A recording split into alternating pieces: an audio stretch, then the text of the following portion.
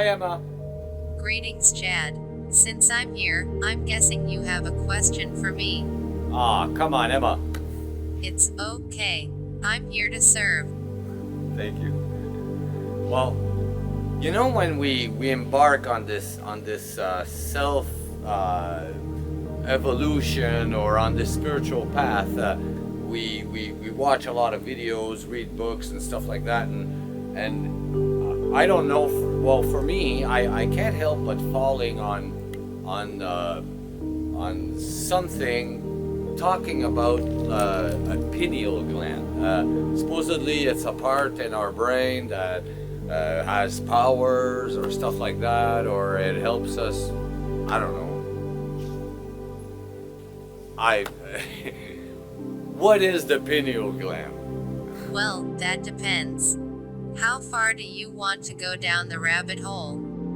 Generally, there are two different points of view. There is modern medicine versus the mystical, spiritual and/or metaphysical circles.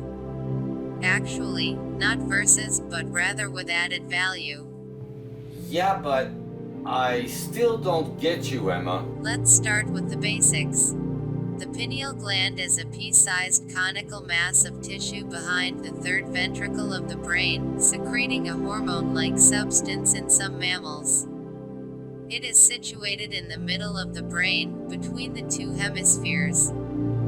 If you put one finger on the dot between the two eyes and another on top of your head, where the toe lines meet is its location. Shaped like a pine cone, it measures 0.8 centimeter in length and weighs approximately 0.1 gram in an adult human. It is well established that the pineal gland releases melatonin to direct circadian rhythms and sleep cycles. However, it plays a role in many functions of the brain, such as reproductive functions and sex hormones, growth and development, body temperature, blood pressure, immune system, fertility, motor activity, cancer and tumor suppression. Now, whoa, Emma. Well, I don't get it. Like, why do there's some people like they refer to it as like being the third eye? What's that all about? Yes, I thought so. Well, the third eye reference is originated in Hinduism. It is another name for the sixth chakra. Its function is the command or the monitoring center. In Hindu mythology, it is depicted as a giant eye in the middle of the forehead, representing enlightenment. Throughout history, the pineal gland has been associated with the third eye and is thought by some to be the point of access to higher states of consciousness.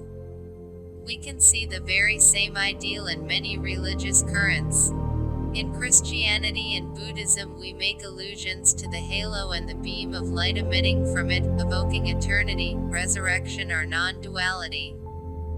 In New Age spirituality, the third eye often symbolizes a state of enlightenment or the evocation of mental images having deeply personal, spiritual, or psychological significance. The Toltec were talking about waking up from the dream or choosing your own agreements. These sacred symbols or concepts represent divine, supernatural or angelic forces interacting or interfering with our own existence. All these different ways to explain what John called the light of consciousness are referred today as focus, awareness, mindfulness or simply the present moment. To the untrained, all this seems like nothing, and the seasoned will answer, jokingly, yes, yes it is. Knowing he just gave his nest to the nothingness. Yes, Chad. You do practice. Have you noticed light pressure on the bottom of your forehead or between your eyes during meditation? Yes. Well, it's more like a stretching behind the eyes. Like it feels like it's being stretched. It could also be stretching, or even a cooling sensation. Either way, the sensation of that area is named the mind's eye in many circles. For a very long time, generations, and even today, society has discredited the use of the mind's eye as imagination. Imagination is seen as simple, useless and wasteful, and is only reserved for the artists and the marginal parts of population.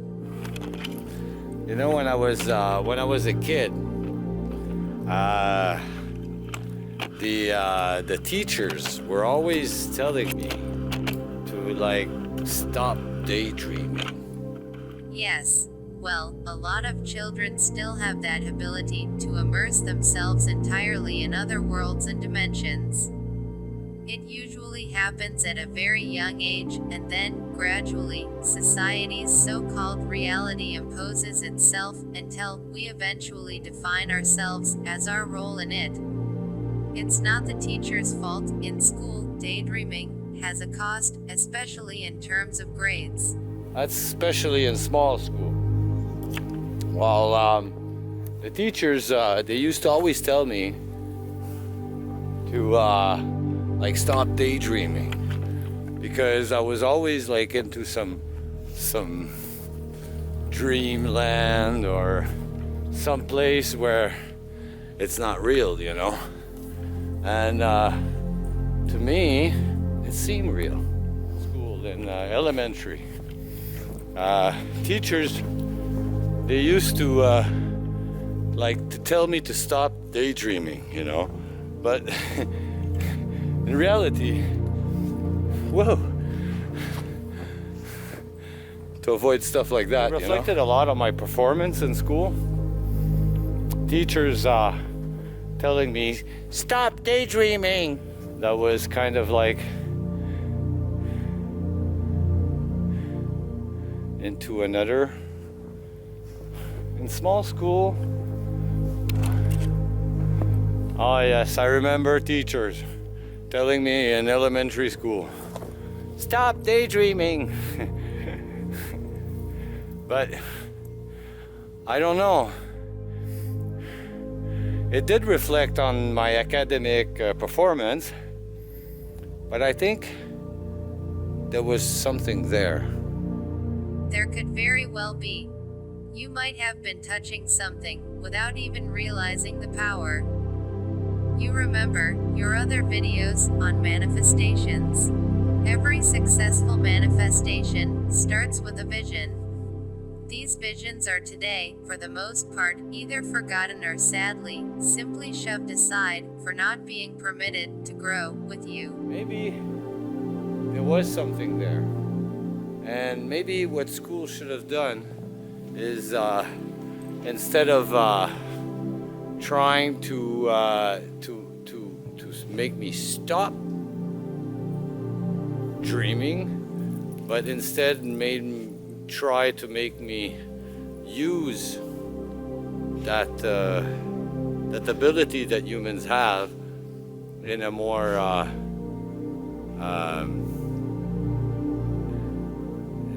producing, in a more beneficial way.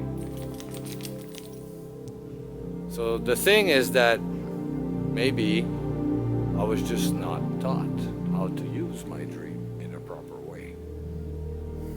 Yes, generally, our modern schooling system will not give enough importance to what seems to be non-productive. Imagination and the power to manifest are so very intimately intertwined.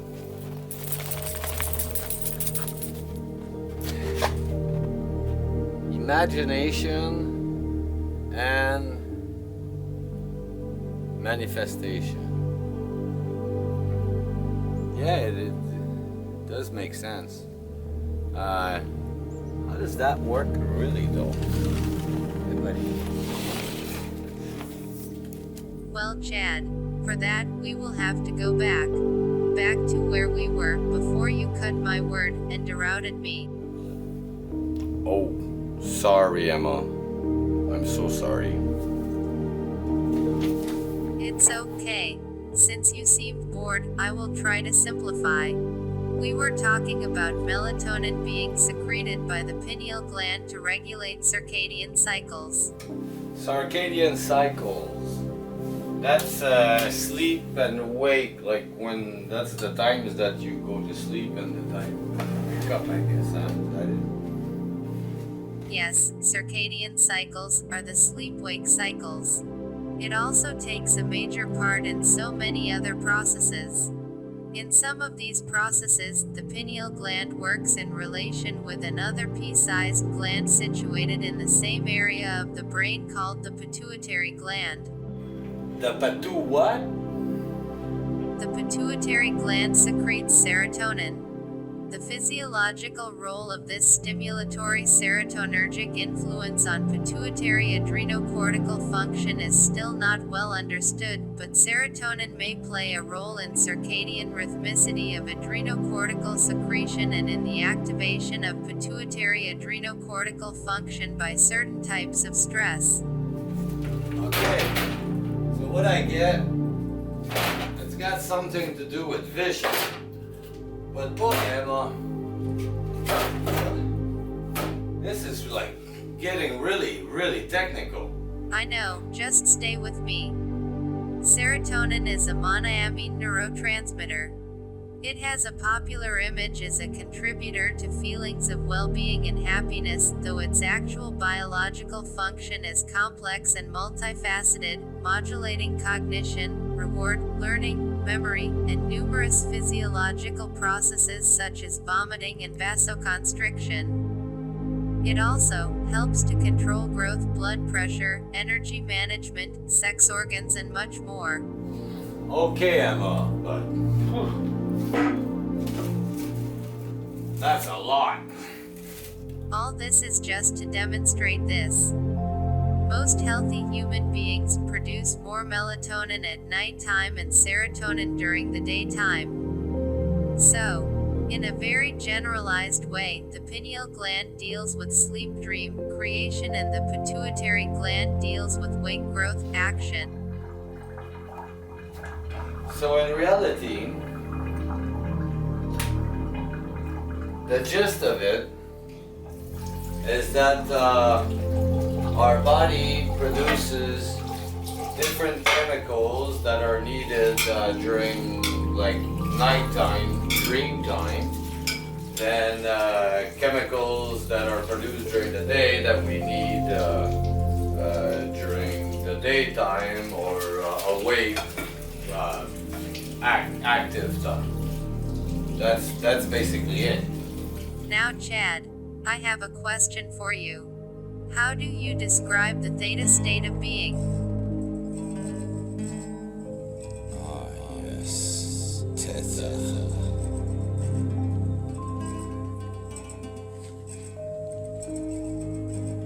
That state when you find yourself between sleep and wake, or between wake and sleep. We all have those magical private moments.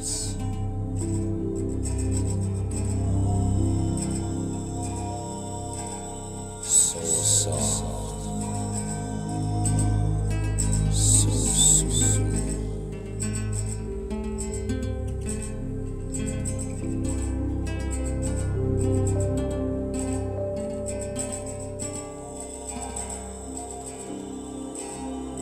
When we find ourselves in that state,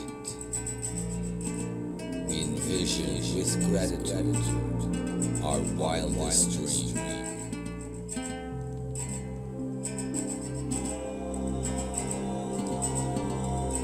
We dream them, we feel them now, believe in them now.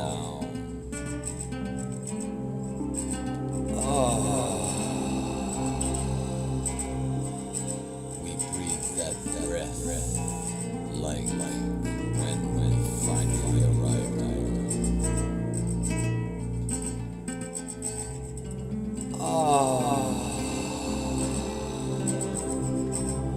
Thank you, life, for new beginnings.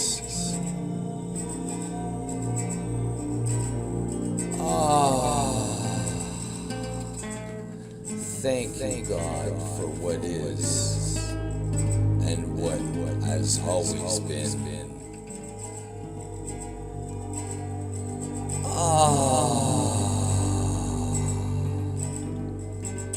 Thanks to the universe.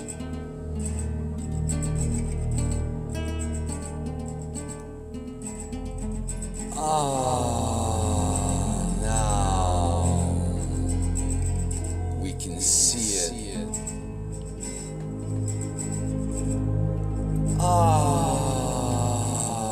Now we can feel it.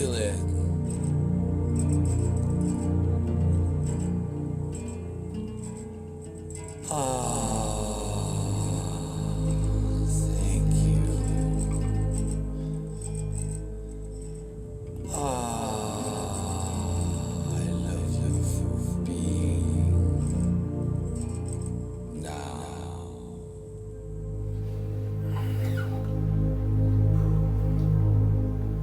So I guess we use our pineal gland to envision our dreams. That's why they call it the third eye, or the mind's eye. Wow. Thank you. Thank you. Yes, and that is why the pineal gland is so important. Most great masters were teaching that exact human ability to create from your dreams. Even early Christians' majorly edited texts still show a lingering taste of the original teachings, especially in the abandoned texts from the Bible in the 4th century. Some of those texts, like the Lost Gospel of Judas for example, were found in air still being decoded and analyzed today. Yeah, and if you look on the web, especially on YouTube, you'll find a lot of those theories on why humanity has lost that language, that knowledge. There's one that's they blame it on an extraterrestrial drama or soap opera up in space with wars and all kinds of stuff. There's also the one on the elite of our society, you know, the Illuminati or whatever, on how they, to control us, they modified or controlled our social constructs so that we happen to forget that knowledge over generations, you know. And there's also maybe just the fact that we haven't taught our kids, or that we moved away from religion and made it organized instead of being spiritual. To me, no matter what the reason is, it doesn't really matter, because the fact is that power, that knowledge, it exists. It's there, it's true. If I can do it, you can do it too. This is just very simplified, so we can continue with the rest. If you want to know more in depth on that subject, Greg Braden is an adequate source. He will offer information on the new science and discoveries on that subject. Now, let's talk maintenance. So what now? We have to maintain that thing? Of course, my friend. For the same reasons why you should take care of any other part of the human body, the pineal gland needs maintenance too. Especially in modern humans who have had their pineal gland completely calcified. Decalcification. Yeah. I don't know. Me neither. Yes, calcified. The pineal gland may accumulate calcium deposits. These deposits are considered by the medical professionals as normal and healthy individuals, but it is also accepted that calcification does prevent the pineal gland from functioning properly. But that subject will be matter for another video. Salutations everyone. Thank you for watching. Remember to always be ready to help. Please like this video and subscribe to this channel so you too can be rising from the shadows. Hope to see you soon.